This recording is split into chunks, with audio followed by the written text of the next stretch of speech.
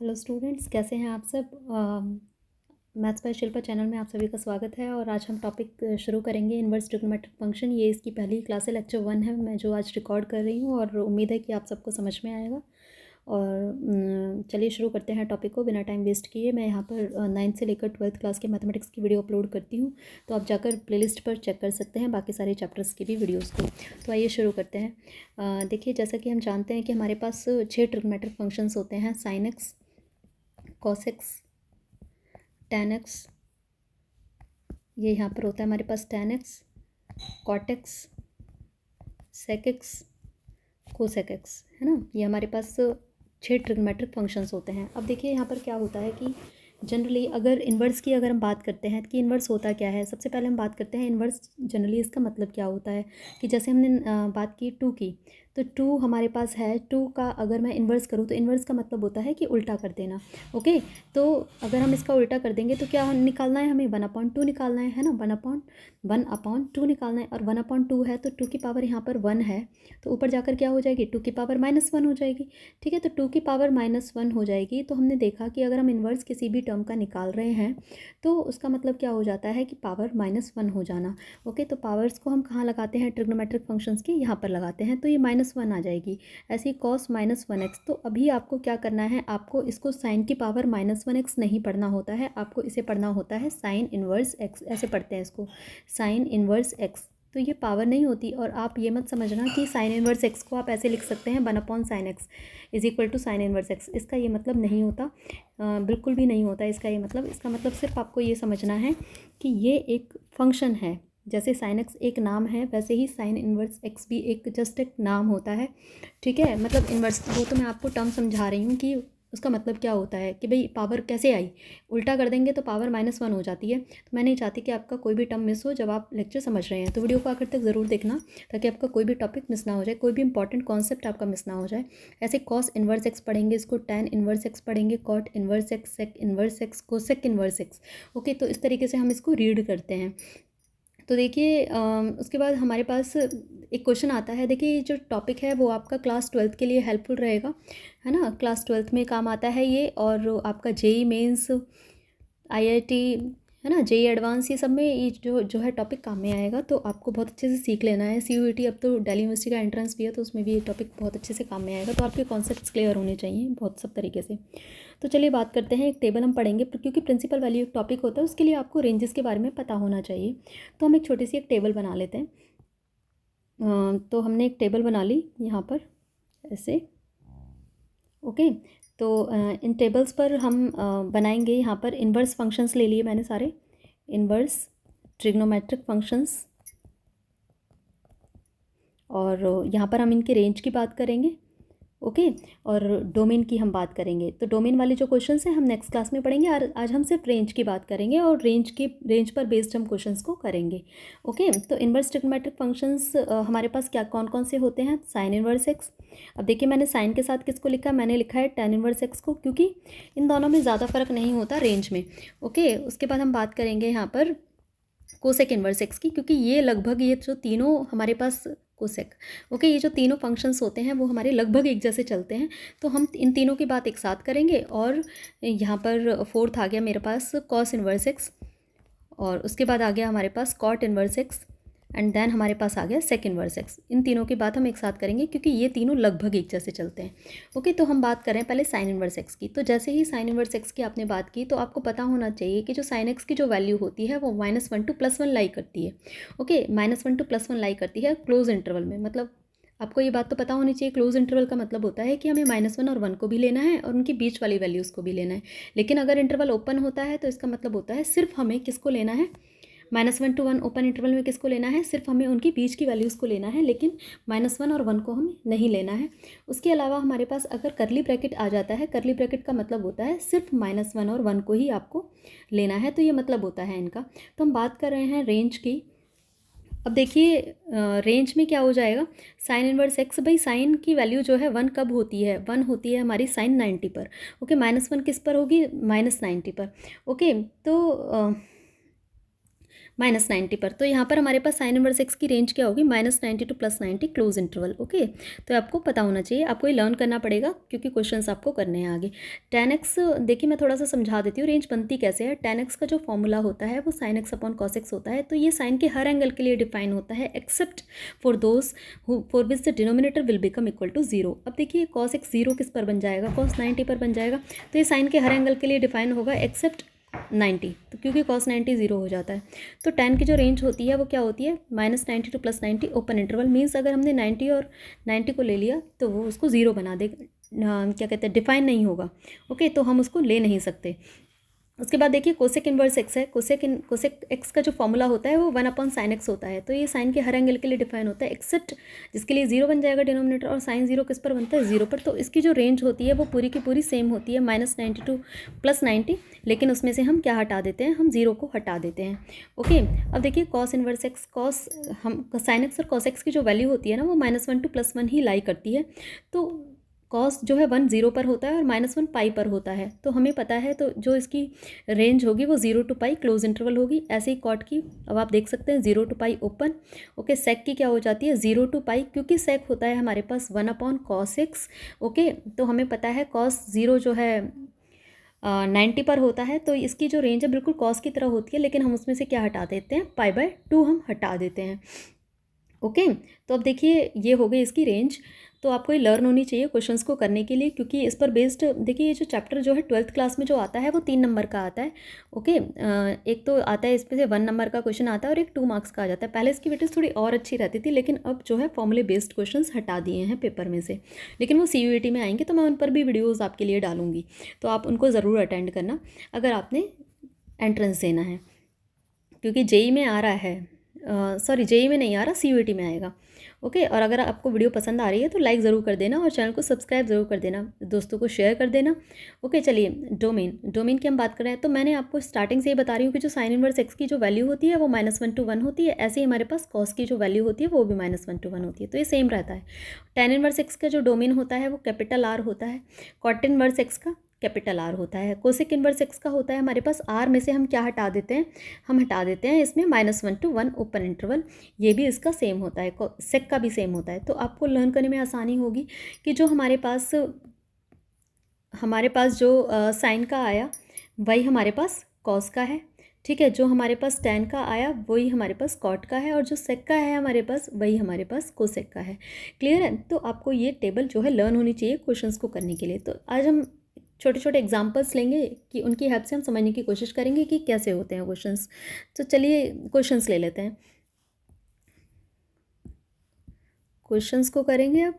तो मैंने क्वेश्चन ले लिया, सपोज करिए कि मैंने क्वेश्चन ले लिया है साइन इनवर्स 1/2। ओके, और फाइंड प्रिंसिपल वैल्यू। तो जो हमारे पास डोमेन की हेल्प से हम क्या निकालते हैं, प्रिंसिपल वैल्यूज़ निकालते हैं, जिन पर बेस्ड क्वेश्चन आते हैं पेपर में। तो प्रिंसिपल वैल्यू पर बेस्ड ही मैं क्वेश्चंस करा रही हूँ, जिसमें से पहला क्वेश्चन मैंने लिया है साइन इनवर्स 1/2। तो सबसे पहली बात, इन क्वेश्चंस को करने के लिए क्या आपके दिमाग में रहना चाहिए कि बाहर अगर साइन है तो अंदर आपको साइन बनाना है। ओके, तो हम देखेंगे कि 1/2 साइन की किस एंगल पर वैल्यू रहती है। ओके, तो हमें पता है साइन जो है 30 हमारा 1/2 होता है, तो साइन π/6 मैंने लिख दिया है इसको। ओके, साइन π/6 लिख दिया। सबसे पहले आपको क्या देखना है कि साइन की वैल्यू जो है, सबसे पहले देखना है बाहर क्या है, साइन इन्वर्स है तो अंदर भी हमें साइन बनाना है। ओके, हम देखेंगे फिर अंदर जो वैल्यू है साइन की किस एंगल पर होती है, साइन 30 हमारा 1/2 होता है। तो अब हम देखेंगे कि बाहर साइन, अब तुम्हें पता है कि अभी मैंने आपको बताया कि साइन इन्वर्स का मतलब एक तरीके से 1/sin ही तो होता है, लेकिन हम उसे लिख नहीं सकते बाय एजम्पशन। हम अपने दिमाग में तो रखते हैं कि उल्टा है सिर्फ साइन का, है ना, और अंदर साइन है तो कट गए एक दूसरे से, लेकिन हम इसे शो नहीं करते हैं। ओके, तो हम क्या करेंगे फिर उसके बाद हम देखेंगे काटने से पहले या इसको बाहर निकालने से पहले, क्योंकि काटते तो नहीं है हम, तो π/6 हम चेक करते हैं कि π/6 साइन की जो रेंज है उसके अंदर आ रहा है या नहीं आ रहा। साइन की रेंज मेरे पास -90 टू +90 क्लोज इंटरवल थी, तो उसके अंदर 30 कहीं आ जाएगा, तो हम इसको बाहर निकाल सकते हैं। तो ये तरीका होता है क्वेश्चन को सिंप्लीफाई करने का। इससे पहले हम आगे क्वेश्चंस पर बढ़ें तो मैं कुछ फॉर्मूले आपको इंट्रोड्यूस कर रही हूँ यहाँ पर कि साइन माइनस थीटा आपका कितना होता है, माइनस साइन थीटा होता है।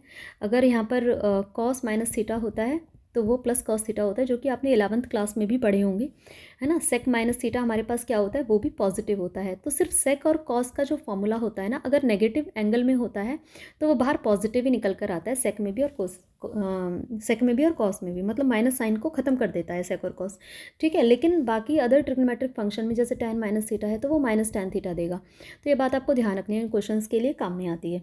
चलिए एक क्वेश्चन और ले लेते हैं। क्वेश्चन नंबर 2, हमें प्रिंसिपल वैल्यू निकालनी है किसकी, साइन इनवर्स -1/2 ले लिया मैंने। ओके, तो माइनस वाला क्वेश्चन कैसे करते हैं भाई, साइन इनवर्स है, बाहर माइनस है तो माइनस आप एज इट इज़ रखना, अभी उसको कुछ मत करना। 1/2 है, बाहर साइन है तो अंदर साइन बनाना है, साइन π/6 ले लिया मैंने, ठीक है। तो हमें पता है साइन इनवर्स भाई माइनस साइन थीटा है, तो माइनस साइन थीटा को तो हम ऐसे लिख सकते थे साइन माइनस थीटा, तो मैं इसको लिख सकती हूँ साइन माइनस π/6, तो कोई दिक्कत नहीं है ना। ओके, और हमें पता है कि जो साइन, फिर हम चेक करते हैं कि वेदर जो एंगल है, whether it's lying in a range of sine और नॉट। ओके, अगर ये रेंज के अंदर लाई करता है तो हम उसे बाहर निकाल सकते हैं, अदरवाइज़ वो अंदर ही रहेगा। ओके, फिर हम उसको रेंज के अंदर लाते हैं, फिर हम उसको बाहर निकालेंगे। ओके, तो हमें पता है कि साइन की जो रेंज थी वो -90 to +90 क्लोज इंटरवल थी, तो इसके तो अंदर ये आ जाएगा, तो हम इसको बाहर निकाल सकते हैं, -π/6 हमारा आंसर हो जाएगा। ठीक है, एक और क्वेश्चन और ले लेते हैं। जैसे मैंने ले लिया जो इंपॉर्टेंट है क्वेश्चन, कॉस इनवर्स -1/2। ओके, ये क्वेश्चन ले लिया अब हमने। तो देखिए यहाँ पर कॉस इनवर्स है। ओके, तो माइनस, पहली बात माइनस को माइनस ही रखेंगे, फिर हम देखेंगे 1/2 किस एंगल पर होता है, π/3। और पहली बात आपको इसमें रेडियन ही इस्तेमाल करना है, आप 60 डिग्री नहीं लिख सकते, डिग्रीज़ में नहीं लिख सकते आप, जैसे 60 डिग्री लिख देते थे ना, वैसे नहीं लिखना है आपको, आपको रेडियंस में ही लिखना है, π/3 ही लिखना है। ओके, अब आप बड़े हो गए हैं तो आपको रेडियंस में इस्तेमाल करना होता है। तो देखिए हमें पता है कि पहली बात तो माइनस कॉस थीटा का कोई फॉर्मूला नहीं था, तो हम इसको यूज़ नहीं कर सकते। अगर फॉर्मूला होता भी, सपोज़ करो फॉर्मूला होता कि minus cos theta cos minus theta होता है, वो होता नहीं है, लेकिन मैं कह रही हूँ कि एज्यूम करो कि होगा, है ना, तो भी हम उसको यूज़ नहीं कर सकते थे, क्योंकि जो कॉस की जो रेंज होती है ना, वो 0 to π क्लोज इंटरवल होती है, उसमें एंगल नेगेटिव हमें लेना ही नहीं है, तो हमें एंगल को पॉजिटिव बनाना ही पड़ेगा। कॉस, सेक और कॉट के केस में हमें सेम मेथड अप्लाई करना है, जो मैं अभी बताने जा रही हूँ। तो हमें पता है क्वाड्रेंट सिस्टम होता है, हम उसकी हेल्प से अब इसको चेंज करेंगे। हमें पता है कि कॉस इनवर्स -1/2 है ना, हाँ, माइनस कॉस π/3 हो गया। अब कॉस माइनस में है तो हम देखेंगे माइनस किस किस क्वाड्रेंट में होता है, वो सेकंड में होता है और थर्ड में होता है। तो यहाँ पर एंगल आपको पता है π/2 होता है, अगर आपको 11th क्लास का क्वाड्रेंट सिस्टम पता है तो π/2 आगे मैं इस पर भी वीडियो अपलोड करूँगी, तो आप वहाँ से भी चेक कर सकते हैं। π/2 3π/2, ठीक है। अब हम इनका तो यूज़ करते नहीं है, वर्टिकल वाला जो है फंक्शन को बदल देता है, तो हम उसका इस्तेमाल नहीं करते हैं, तो हम किसका यूज़ करेंगे, पाई का। अगर हमारा सेकंड क्वाड्रेंट से ही काम बन जाएगा तो हम थर्ड पर नहीं जाएंगे। और दूसरी बात, अगर हमने थर्ड का यूज़ किया तो पाई प्लस का इस्तेमाल करना पड़ेगा, जो कॉस की रेंज से बाहर हो जाएगा, क्योंकि कॉस की जो रेंज थी वो 0 to π क्लोज इंटरवल थी, ठीक है। रेंज के अंदर रहने के लिए उसे एनी हाउ सेकेंड क्वाड्रेंट का ही यूज़ करना है और पाई का ही यूज़ करना है, क्योंकि π/2 का इस्तेमाल किया तो फंक्शन बदल जाएगा, जो कि हमें करना नहीं है ना। तो कॉस इनवर्स इसको क्या लिखा जा सकता है, कॉस π -π/3। क्यों, क्योंकि कॉस पाई है तो कॉस कॉस में रहेगा, पाई माइनस सेकेंड क्वाड्रेंट में ये माइनस साइन बन जाएगा हमारा, और π/3 है, तो हम cos pi minus theta minus cos theta होता है। अब हम इसको सिंप्लीफाई कर लेंगे, कॉस इनवर्स कॉस 2π/3, है ना, that is equal to answer. अब 2π/3 120 डिग्री होता है, जो कि लाई कर जाएगा कॉस की रेंज में, तो अब हम इसको बाहर निकाल सकते हैं। तो इस तरीके से हमें करना होता है कि अगर हमारी रेंज के अंदर चीज़ें नहीं आ रही है तो हम उन्हें बना लेते हैं। ओके, तो आपको क्वेश्चंस को बड़े अच्छे से समझना है, करना है, और कोई भी प्रॉब्लम आती है क्वेश्चंस को करने में तो वो आपको शेयर भी करनी है। तो चलिए मैं 1-2 क्वेश्चंस और करा देती हूँ आपको। कुछ क्वेश्चंस हम ले लेते हैं, मैं नोट कर देती हूँ कुछ क्वेश्चंस। जैसे हमने ले लिया यहाँ पर एक इम्पॉर्टेंट क्वेश्चन जो काफ़ी इस टाइप के भी पेपर में आते हैं, तो मैं कुछ क्वेश्चंस यहाँ पर डिस्कस कर रही हूँ। जैसे कॉस इनवर्स कॉस 7π/6 है, ठीक है, ये क्वेश्चन मैंने ले लिया।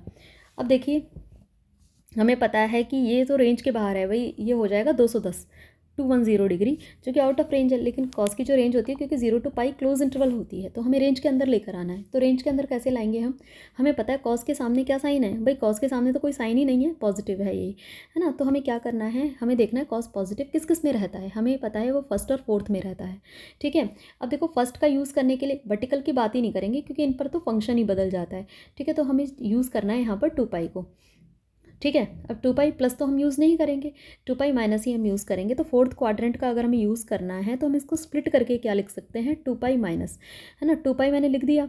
अब जो यहाँ अपॉन में है ना वो यहाँ अपॉन में लिख दीजिए आप, 6 लिख दीजिए, है ना। अब 6 अगर मैं एलसीएम लूँगी 6 2 ज़ा 12 हो गया, 6 2 ज़ा 12। अब मुझे 7 बनाने के लिए मुझे क्या करना पड़ेगा, -5 पाई करना पड़ेगा। तो ये स्प्लिट आपको समझना है। सबसे पहले हमने क्या देखा, कॉस के सामने साइन क्या है, पॉजिटिव था। पॉजिटिव ये फर्स्ट में है और फोर्थ में है। फिर फर्स्ट को यूज़ करना है तो 2 पाई प्लस फिर से चला जाएगा, तो वो तो बहुत ही आउट ऑफ रेंज हो जाएगा। तो हम फोर्थ पे, क्योंकि कम ये रोटेशन शुरू हो गई ना दोबारा, वो वाला यूज़ होगा इसके अंदर, क्योंकि हम पाई/2 का यूज़ तो कर नहीं सकते, है ना। तो हमें फोर्थ क्वाड्रेंट का यूज़ करना पड़ेगा। और फोर्थ क्वाड्रेंट क्या होता है, 2 पाई माइनस। अब 2 पाई मैंने लिख दिया यहाँ पर, और जो यहाँ पर 6 है ना वही 6 यहाँ पर लिखना है। 6 2 ज़ा 12 होगा, और 12 में से कितना माइनस करें, जो 7 बन जाए 5। तो इस तरीके से हमें स्प्लिट करना होता है। तो cos inverse cos 2 pi minus theta क्या हो जाएगा, कॉस 5 पाई/6, है ना। और 5 पाई/6 कितना होगा हमारे पास, अराउंड 150 डिग्री होगा ये। तो 150 डिग्री तो कॉस की रेंज के अंदर है, तो हम ये आंसर बाहर निकाल सकते हैं। तो इस टाइप के क्वेश्चन ऐसे करने होते हैं, रेंज के अंदर इस टाइप से लाने होते हैं। जैसे क्वेश्चन मैंने एक और ले लिया, आखिरी क्वेश्चन आज के लिए, आज साइन इनवर्स साइन 3 पाई/5। तो इसमें भी ये रेंज के बाहर है भाई, ये हो जाएगा अराउंड 108 डिग्री हो जाएगा, जो कि साइन की रेंज के अंदर नहीं आता। वो कितनी होती है, -π/2 टू +π/2 क्लोज इंटरवल। तो साइन की रेंज के अंदर कहीं भी नहीं आ रहा, तो हमें इसको रेंज के अंदर लाना है। तो साइन पॉजिटिव किस किस में रहता है, हमें पता है कि वो सेकंड में पॉजिटिव रहता है और फर्स्ट में पॉजिटिव रहता है।